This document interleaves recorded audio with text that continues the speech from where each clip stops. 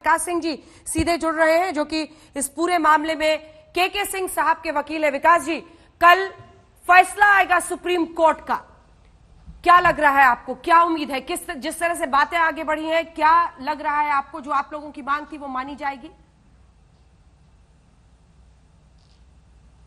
बिल्कुल अंजना जी, हमारा तो शुरू से मानना था कि ये मामला बिहार पुलिस को भी जुरिस्डिक्शन था करने का, और अब तो खैर सीबीआई को हैंडओवर कर दिया गया है। और रिया का खुद का प्ली सुप्रीम कोर्ट में था कि मामला सीबीआई को जाए, तो इसलिए कोई इसमें डाउट नहीं है मेरे को। लेकिन मेरे को लगता है वो लार्जर क्वेश्चन भी डिसाइड करेंगे कि इस तरह का एफआईआर दर्ज हो सकता है या नहीं हो सकता है, और आगे के लिए शायद कुछ गाइडलाइंस ले डाउन करें इस तरह के ऑफेंसेस के लिए।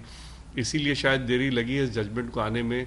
लेकिन मेरे को बहुत कॉन्फिडेंस है कि जजमेंट क्लियरली सीबीआई को हैंडओवर करेगा और मुंबई पुलिस को बोलेगा कि इस मामले में पूरा समर्थन करें सीबीआई का, जिसमें कि जल्दी से जल्दी इस मामले की गहराई तक पहुंचा जा सके। जी सर, उस एफआईआर के बारे में बताइए, क्या वो एफआईआर स्टैंड करेगी जो बिहार पुलिस ने दायर की थी, जो के सिंह साहब ने कहा था वही लेकर सीबीआई जांच को आगे ले जाएगी अगर सीबीआई को जांच सौंपी जाती है?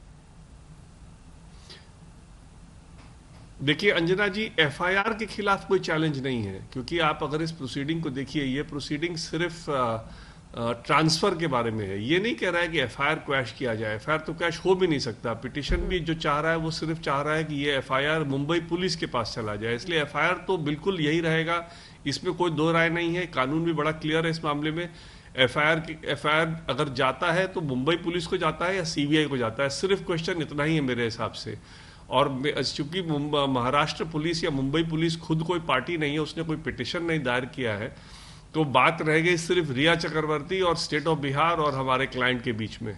तो हमारा क्लाइंट ने जब सीबीआई के लिए कंसेंट दे दिया और स्टेट ऑफ बिहार ने भी उसको एक्सेप्ट कर लिया और उसको नो ऑब्जेक्शन दे दिया, और सेंटर ने भी जब उसको एक्सेप्ट कर लिया कि हम सीबीआई को देना चाहते हैं, तो रियली स्पीकिंग इस केस में कुछ बचा नहीं।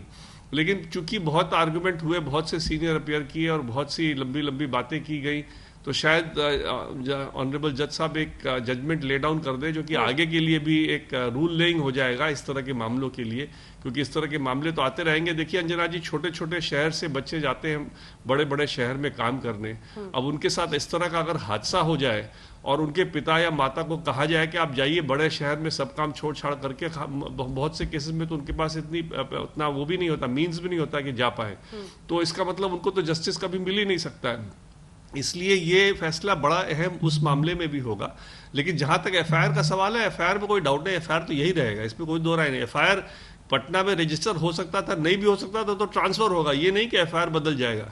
जो हमारे एलिगेशन है एफआईआर में वही के वही रहेंगे। कौन इन्वेस्टिगेट करेगा, सिर्फ इस पे जुरिस्डिक्शन, उस पे जजमेंट करा रहा है। ठीक है, लेकिन महाराष्ट्र सरकार ने भी अपना पक्ष रखा सर कोर्ट में।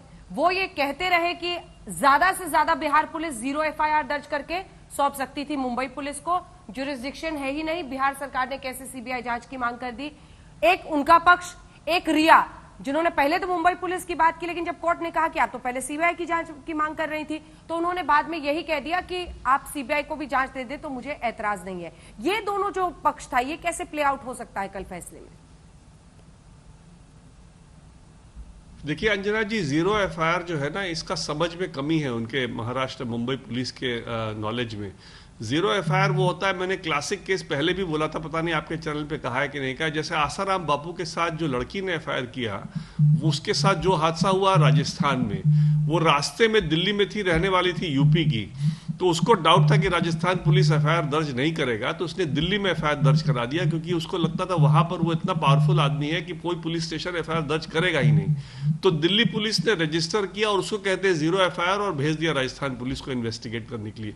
जहां पर भी कंप्लेनेंट कहता है कि जुरिस्डिक्शन यहां पर है, वो केस को इन्वेस्टिगेट वही पुलिस करेगी, और उसके बाद उसका जुरिस्डिक्शन है कि नहीं वो डिसाइड होगा at the stage of cognizance, that is जब कोर्ट में मामला जाएगा तब। इसलिए इसमें कोई, मेरे हिसाब से कानून बड़ा इसमें स्पष्ट है, और सीआरपीसी भी स्पष्ट है, सुप्रीम कोर्ट के जजमेंट भी बड़े स्पष्ट हैं।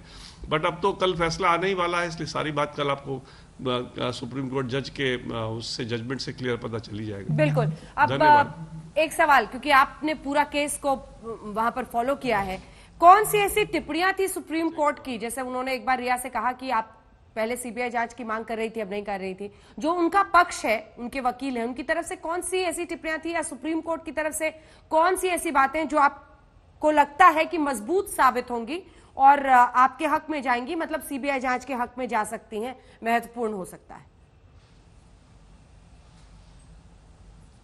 देखिए, बड़ा ही सीधा प्रश्न है। प्रश्न ये है कि जो कंप्लेनेंट है वो डोमिनेंट लाइटस, हम लोग कानून में एक वर्ड होता है डोमिनेंट लाइटस, वो डिसाइड करेगा कि कहाँ एफआईआर दर्ज हो।